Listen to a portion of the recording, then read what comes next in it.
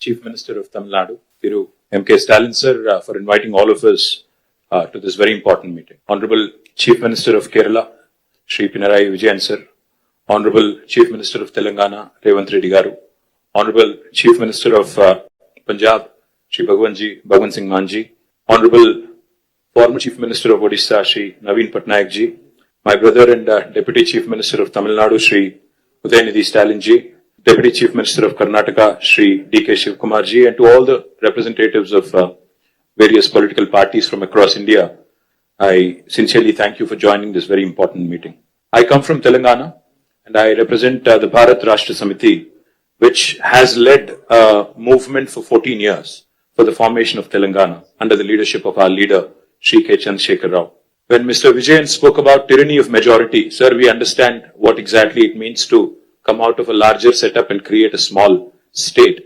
We fought against Delhi, and we fought against the forces for about 14 years to achieve our dream. A long fraught battle it was. We of course draw a lot of inspiration from the people of Tamil Nadu on how to preserve our identity and fight for our rights in a federal setup, because the whole Dravidian movement is a beacon of light for all of us across the country in terms of fighting for our rights and fighting for our spirit. We of course also are aware that the 5 South Indian states are at the receiving end, as was enunciated by Shri Vijayan ji, Shri Revanth Reddy ji, and also eloquently by D.K. Shivkumar ji, of the Union government's policies.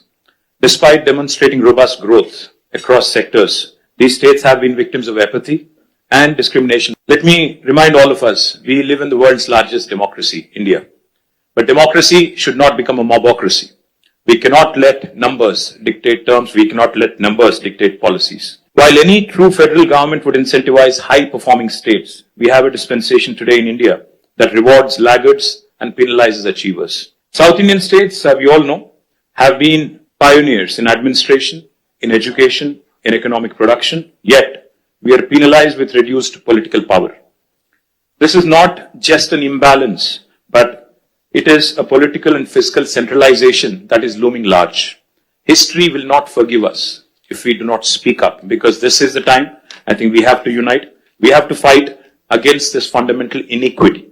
We also need to remember those who have contributed significantly cannot be penalized, cannot be discriminated against. Despite contributing to 36% of India's GDP from the 5 southern states, we are receiving smaller share of central resources, which is also raising a huge concern on fiscal centralization. Delimitation will also create a situation where fiscal resources will also be centralized, much to the chagrin, much to the detriment of South Indian states. If we allow this to continue, I fear that as South Indian leaders, we will be doing a great disservice to our future generations. So history will not forgive us, let me repeat, if we do not speak up now. Discrimination against the South is not a new phenomenon. However, it has reached an alarming proportions in the last 1 decade. From forcible imposition of Hindi to projects like bullet trains only being confined to the northern part of India, Union government's initiatives are clearly discriminating against the southern states.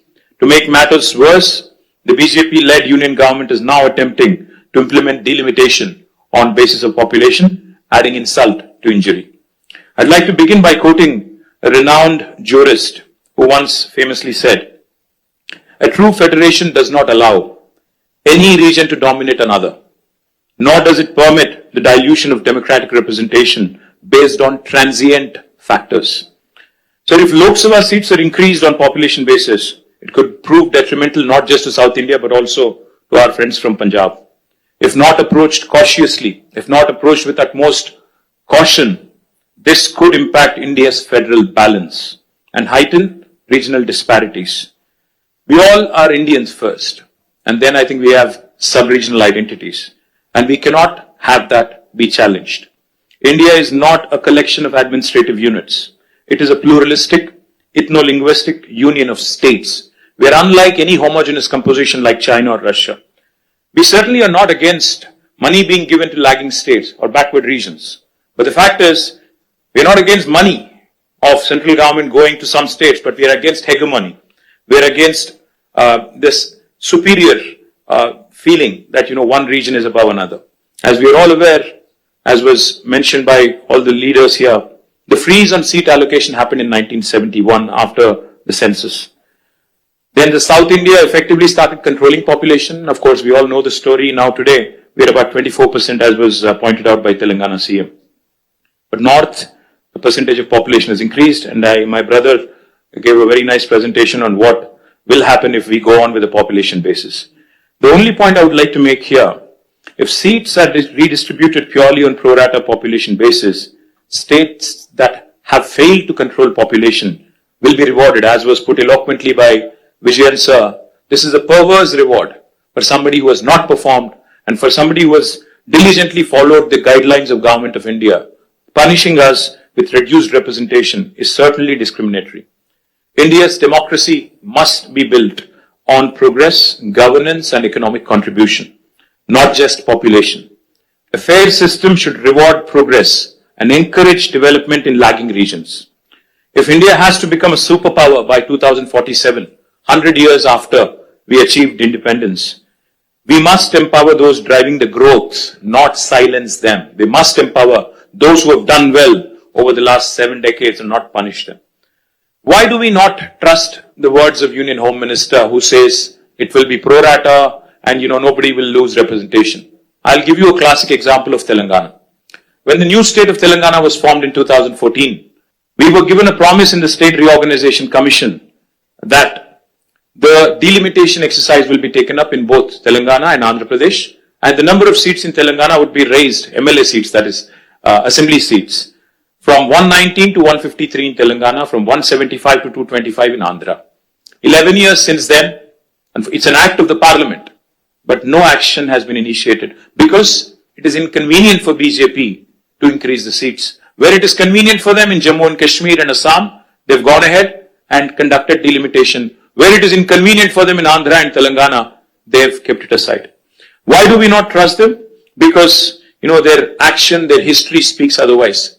Today, the union government has indulged in cesses. They've come out with cesses, a formula which basically deprives the states of devolution, of a rightful share in devolution. It's a constitutional right. Therefore, we have apprehensions. Therefore, we have a lot of doubts about the center's intentions.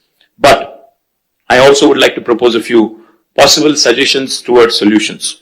If the central government is determined to proceed with delimitation, I think as Stalin sir put it, fair delimitation is the ask. It should be fair, it should be just, and Dr. Baba Saheb, when he put these 3 words in Constitution, I think he meant it for situations like this: equality, liberty, and fraternity. Now, if they would want to go ahead and do the delimitation because they have the numbers, then we have to ensure that the current proportion of each state remains as it is. If Tamil Nadu has about 39, is it? 39 and Telangana has 17 with increased numbers also, our percentage should also increase proportionately. And it should not come down, our voice should not come down. If a state currently has 2% of the total parliament seats, even after delimitation, also the state should have 2% share of the seats. As Mr. Mann was pointing out, his numbers will increase technically, but percentage will come down, which defeats the whole purpose. The second suggestion could be, as some people are proposing, a permanent, freeze could be also brought in.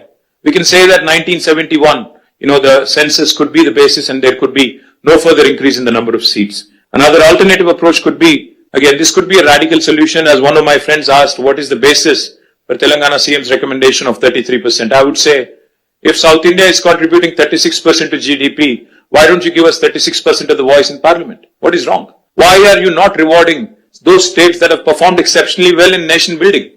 If nation building can happen by way of contribution from states, then why not reward those states that have done very well? Sir, I would only say fiscal contribution, I think, also has to be taken. It cannot just be population.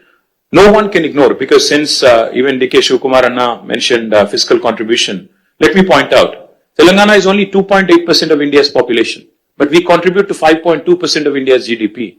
We're literally punching double our weight. We cannot be penalized, we cannot be snubbed, we cannot be undermined in terms of our voice in parliament, which is a travesty of justice. One thing I would also like to add, and this is a possibly practical solution. Sir, a true representative democracy is one where people's voices are heard. Why is delimitation being proposed? Because population has increased and people's voices have to be heard. If people's voices have to be heard, increase the number of MLA seats in each state. You go ahead, increase the number of MLA seats, because typically MLAs are the first port of call for people, not MPs. MPs only voice concerns on larger national policies in Parliament. But MLAs are the first port of call. So I would propose that the national government come forward, union government come forward with a proposal. In lieu of increased population across the country, let us increase number of assembly seats in each state so that people are having more access to their MLAs, more decentralized setup. Also, I would like to say this is a fair formula because I think, most states would be happy to see more representation. Finally, I would like to remind the union government from this forum, sir, that India is a union of states. Constitution clearly says we are a union of states. Where, like Pinarayi Vijayan sir said, federalism is not a gift. It is our right. So let us remind union government that our founding fathers stitched this great country together with immense grit, determination and tenacity. They understood that India is one of the most diverse nations on this planet and therefore thoughtfully incorporated essential concessions and guarantees into our constitution to build a strong foundation of mutual trust. Sadly, that very foundation is now being shaken by the current regime in New Delhi. Political representation for states in the Lok Sabha is a crucial and a very deeply emotive issue. The union government cannot be callous. They must not take any hasty steps without broad and inclusive consultations involving the people, political parties, state governments, independent activists, people's organizations, and civil society groups as well. India has just completed 75 years of its existence. Our national leadership should strive to heal the old wounds rather than create new ones. Union government should act like a big brother, not big boss. As a renowned scholar and statesman once said, the federal structure of India must ensure that no state, however small or large, it could be Manipur or it could be Uttar Pradesh, feels neglected in governance. Finally, cooperative federalism will make India stronger. Stronger the states, stronger the country. Cooperative federalism will make India stronger, not coercive federalism. Jai Telangana, Jai Hind. Thank you, Stalin sir.